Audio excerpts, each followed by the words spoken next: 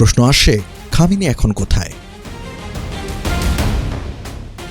বার্তা সংস্থা রয়টার্সকে দেওয়া মার্কিন দুই কর্মকর্তার তথ্য বলছে, খামেনিকেও টার্গেট করেছিল ইসরায়েল। তবে শেষ মুহূর্তে মার্কিন প্রেসিডেন্ট ডোনাল্ড ট্রাম্পের তাতে সায় না থাকায় এ যাত্রায় বেঁচে যান এই সর্বোচ্চ নেতা। তবে তার উপর তীক্ষ্ণ নজর রাখছে ইসরায়েলের গোয়েন্দারা। অবস্থা বুঝে চালানো হতে পারে কিলিং অভিযান। আর এমন ইঙ্গিত মিলেছে খোদ ইসরায়েলের প্রধানমন্ত্রী বেনিয়ামিন নেতানিয়াহুর কথাতে।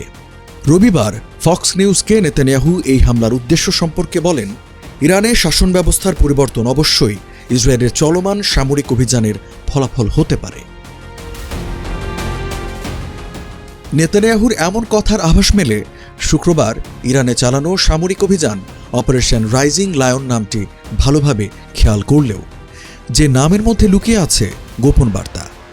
ইসরায়েলি বিপ্লবের আগে ইরানের পতাকা ছিল সিংহ এবং সূর্যখচিত। ইরান তথা পারস্যে এগুলো ছিল শক্তি ও রাজকীয়তার প্রতীক। পরে 1979 সালে বিপ্লবের পর যাতে পরিবর্তন আনা হয়। অপারেশন রাইজিং লায়ন জানান দিচ্ছে, ইরানকে পূর্বের অবস্থানে ফিরিয়ে নেওয়ার চেষ্টা চালাচ্ছে ইসরায়েল। আর এই ইঙ্গিত মেলে আরেকটা দিকে তাকালেও।